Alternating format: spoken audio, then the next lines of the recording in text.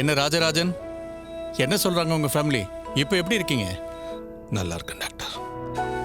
ரொம்ப நன்றி டாக்டர். வயத்துல காயம் இருக்கிறதுனால அதிகமா உணர்ச்சி வசப்பட்டு பேசவோ கத்தவோ செய்யாதீங்க. கொஞ்ச நாளைக்கு லிக்விட் ஃபுட் எடுத்துக்கங்க. டாக்டர், மாமாவை எப்போ டிஸ்சார்ஜ் பண்ணலாம்? நார்மலா இவ்வளவு காயத்தோடு இருக்கிற பேஷண்ட்டை 10 நாளாவது ஹாஸ்பிட்டலில் வச்சு மானிட்டர் பண்ணுவோம். ஆனா நடந்த விஷயங்களை வச்சு பார்க்கும்போது ராஜராஜனை நீங்க வீட்டுக்கு கூட்டு போறது அவருக்கு சேஃப். ரொம்ப தேங்க்ஸ் டாக்டர். நாங்கள் பில்லை செட்டில் பண்ணிட்டு மாமாவை டிஸ்சார்ஜ் பண்ணி கூட்டிட்டு போயிடுறோம். Okay Karthi, take care. அப்புறம் வந்து என்ன பாருங்க, நான் மற்ற டீட்டெயில்ஸ் எல்லாம் நர்ஸு கிட்ட கொடுத்து வர்றேன். ஓகே, சரிங்க பாரு. மாப்பிள்ள, இது வரைக்கும் அவர் பண்ணதுக்கெல்லாம் ஏற்கனவே நன்றி சொல்லியாச்சு. இனியும் அவர் இங்க இருக்க வேண்டிய அவசியம் இல்லை. இப்பவே அவரை கிளம்ப சொல்லுங்க. இதுக்கு மேல என் புருஷனை நான் பாத்துக்கிறேன். ஏங்க, ரொம்ப வலிக்குதா? இதெல்லாம் ஒரு வழியா சந்திரா? உன்னையும் என்னையும் இந்த நாளைக்கு கொண்டு வந்தவங்கள என்னால் எதுவுமே பண்ண முடியலன்னு நினைக்கும் போதுதான் எனக்கு உயிரே போற மாதிரி வலிக்குது. புரியுதுங்க. என் மேல சந்தேகப்பட்டு அக்கா உங்களை சுட சொல்லும்போது துப்பாக்கி எடுத்து ஏன் தலைமையிலேயே வச்சு என்னையே சுட்டுக்கலாம்னு தோணுச்சு. ஆனா நீங்க சொன்ன மாதிரி நம்ம பிரிஞ்சு இருக்கிற காரணமா இருந்த என் அக்காவும் அவளை பாதுகாக்கிற அவ மாப்பிள்ளையையும் எதுவுமே பண்ணாம போயிடக்கூடாதுன்னு நினைச்சேன். இல்லனா நான் என்னையே சுட்டிருப்பேன். என்ன சந்திரா நீ இப்படிலாம் பேசாத. இங்க பாரு, நீ இருக்கிற தைரியத்துல தான் நான் இங்க இருக்கேன். இல்லங்க, எனக்கு தோணுனதை நான் உங்ககிட்ட சொன்னேன். நீங்க ஒன்னும் ஃபீல் பண்ணாதீங்க. அப்புறம் உங்ககிட்ட ஒரு முக்கியமான விஷயம் சொல்லிட்டு அப்படியே உங்களை பார்த்துட்டு போலான்னு தான் வந்தேன். எனக்கு தெரிஞ்ச ஃப்ரெண்டு மூலமா ஒரு லாயரை ஏற்பாடு பண்ணியிருக்கேன். அவங்க உங்களுக்கு ஜாமீன் வாங்கி கொடுத்துருவாங்க. நீங்க வீட்டுக்கு வந்து நல்லா ரெஸ்ட் எடுங்க. சமையல் செய்ய, வீட்டை பாதுகாக்க நான் ஆல்ரெடி ஆளை ஏற்பாடு பண்ணிட்டேன். அப்புறம் இந்த கும்பாபிஷேகம், கார்த்தி, என் அக்கா, இவங்க யார பத்தியும் எதையுமே இப்ப யோசிக்காதீங்க. அது எல்லாத்தையும் நான் பாத்துக்கிறேன். உன்னால எப்படி தனியா இவ்வளவு பெரிய காரியத்தை பண்ண முடியும்? ஏங்க, நான் உங்க பொண்டாட்டிங்க. என்னால எல்லாமே முடியும். நீங்க என்ன நினைச்சு கவலைப்படாதீங்க. அதையே தான் நானும் சொல்றேன். நீ என்ன நினைச்சு கவலைப்படாத, நான் பாத்துக்கிறேன். எங்க அப்பாக்கு ரூம் எல்லாம் ரெடி பண்ணி வைக்க சொன்னேன். அந்த வேலையெல்லாம் முடிஞ்சதா? ஆளை வச்சு தூசி இல்லாம சுத்தமா ரூம் ரெடி பண்ணியாச்சு. பாக்கலையா நீ? இந்த ரூம் ஐயா ஓகே தான். இந்த ரூம்ல நிறைய ஜன்னல் இருக்கு, காத்தோட்டமா இருக்கும். அப்பாக்கு இந்த ரூம் கரெக்டா தான் இருக்கும். ஆனா இந்த ரூம் ஜன்னல் எல்லாம் மஸ்கிட்டோ நெட்டே அடிக்கவே இல்லையே. அப்புறம் கொசு கிசு அப்பாவை கடிச்சு இன்ஃபெக்ஷன் ஏதாவது ஆயிட போதுங்க. டாக்டர் வேற கவனமா இருக்க சொல்லிருக்காங்க. இந்த ரூம்ல மஸ்கிட்டோ நெட் அடிச்சிட்டீங்களா? அக்கா, நீ சொன்ன வேலையெல்லாம் மாமா எப்பவோ முடிச்சிட்டாரு. அது தெரியாம பேசிட்டு இருக்க?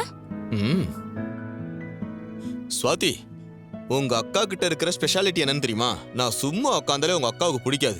அதான் ஏதாவது ஒரு வேலை சொல்லிக்கிட்டே இருப்பா. கரெக்ட் தானே ரோகிணி? ஆமா, அப்படி என்ன வேலை சொல்லி நீங்க செஞ்சுட்டீங்க பாருங்க.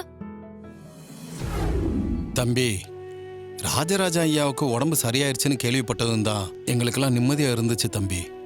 இன்னும் 2 நாள்ல கோவில்ல கலச பூஜை இருக்கு. அதுக்குள்ள அவர்கிட்ட பேசி நல்லபடியா நடக்கணும்னு நினைச்சோம். கடவுள் புண்ணியத்துல எல்லாம் நல்லபடியா நடக்குது தம்பி. எல்லாம் கடவுளோட அருள். உங்க எல்லாரோட வேண்டுதல் தான் மாமா சீக்கிரமா குணமானதுக்கு காரணம். எல்லாம் அந்த அம்மனோட அருள். சரிங்க தம்பி, நாளைக்கு நடக்க போற கலச பூஜைக்கு ஒரு நல்ல நாளை குறிச்சிடலாம். நான் ஏற்கனவே பூசாரி கிட்ட சொல்லிட்டேங்க. தம்பி, வர்ற வெள்ளி சனி 2 நாளும் நாள் நல்லா இருக்கு. இந்த 2 நாள்ல எந்த நாள்ல வேணாலும் கலச பூஜை வச்சுக்கலாம். தம்பி, வெள்ளிக்கிழமை அன்னைக்கே கலச பூஜை வச்சுக்கலாமா தம்பி? சரிங்க தம்பி, கடந்த 2 வருஷமா உங்க கையால தான் கலச பூஜை நடந்துச்சு. அதே மாதிரியே இந்த வருஷமும் உங்க கையாலேயே கலச பூஜையை பண்ணிடலாம் தம்பி. நீங்க என்ன சொல்றீங்க? அது எப்படி பெரியவரே? இந்த வருஷம் தம்பி கையால பூஜை பண்ண முடியும்? என்ன இவன் இப்படி சொல்றான்? அப்பா, நீங்க பேசினது மட்டும் கார்த்தி மாமாக்கு தெரிஞ்சதுன்னா ரொம்ப சந்தோஷப்படுவாரு. கரெக்டா சொன்ன ரேவதி. நான் இப்பயே சகலைக்கு ஃபோன் பண்ணி இந்த மேட்டர் சொல்லி. வேண்டாம் மாப்பிள்ள பண்ண உதவிக்கு இந்நேரம் அவரும் இங்க இருந்திருக்கணும்.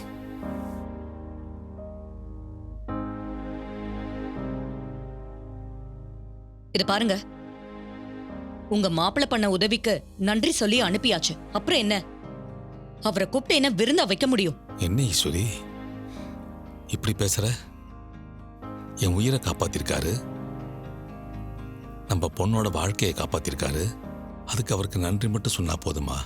அவரை நம்ம வீட்டுக்கு விருந்துக்கு கூப்பிட்டு தலைவாழை இலை போட்டு என் கையால நான் அவருக்கு விருந்து பரிமாறணும். அவர் சந்தோஷமா சாப்பிட்றத பார்த்து நான் சந்தோஷப்படணும்.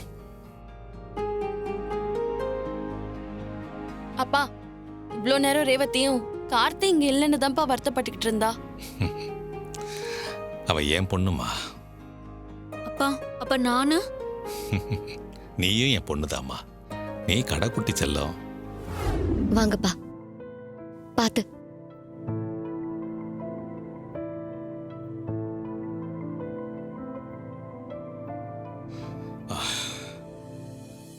ஹாஸ்பிட்டல்ல கார்த்தி மாப்பிள்ளைய உங்க அம்மா அப்படி பேசுனது மனசுக்கு ரொம்ப வருத்தமா இருக்குமா. நான் டிஸ்சார்ஜ் ஆகி வீட்டுக்கு வந்துட்டேங்கிற விஷயத்த மாப்பிள்ளை கிட்ட சொல்லணுமா? அப்பா, நீங்க ஃபீல் பண்ணாதீங்க. நான் மாமா வேணா ஃபோன் பண்ணி இங்க வர சொல்லவா? வேண்டாம்மா. மாப்பிள்ளை இங்க வந்தாருன்னா இவ சும்மா இல்லாம ஏதாவது பிரச்சனை பண்ணுவா. தேவையில்லாம எதுக்குமா இதெல்லாம்? அப்பா, நீங்க எதுக்கு அம்மாக்கு இவ்ளோ பயப்படுறீங்க? எனக்கு புரியல. இது பயம் இல்லம்மா. அவ ஏதாவது முட்டாள்தனமா பண்ணிக்கிட்டே இருப்பா. அவளுக்கு போட்டியா நானும் பண்ணா அப்புறம் குடும்பமா இருக்காதுமா. அதனாலதான். மாமா விடுங்க மாமா, எதுக்கு அதே நினைச்சு கவலைப்படுறீங்க? நான் இப்ப சகலை தான் பார்க்க போறேன். அங்கிருந்து உங்களுக்கு ஃபோன் பண்றேன். சரி மாப்பிள்ள. ரேவதி பாத்துக்க. அப்பா, நான் சாப்பிட ஏதாவது எடுத்துட்டு வரவா? அதெல்லாம் ஒண்ணு வேண்டாமா. வாங்க, கொஞ்ச நேரம் படுத்துக்கோங்க. நம்ம முடிவை சொல்லிடுவோம்பா. தம்பி, சிவனாண்டி வில்லங்கம் பிடிச்ச ஆளுதான். ஆனா இங்க இருக்கிற எல்லாருடைய எண்ணமும் கும்பாபிஷேகம் நல்லபடியா நடக்கணும், ஊரு நல்லா இருக்கணும்ன்றதுதான். அவ்வளவுதான்பா. அதனால நான் சொல்றதை நீங்க தப்பா எடுத்துக்க கூடாது. கும்பாபிஷேகம் நல்லபடியாக நடக்கணும், இந்த ஊரு நல்லா இருக்கணும்னு சொன்னீங்க.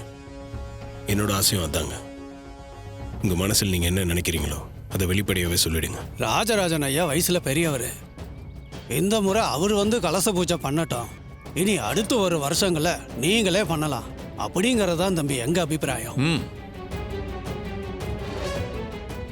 உங்கள் எல்லாரோட முடிவு தான் என்னோட முடிவும். நான் ஏற்கனவே என் மாமா வருவார்னு சொல்லியிருக்கேன். என் மாமா கையால் தான் இந்த முறை கலச பூஜை நடக்கும்.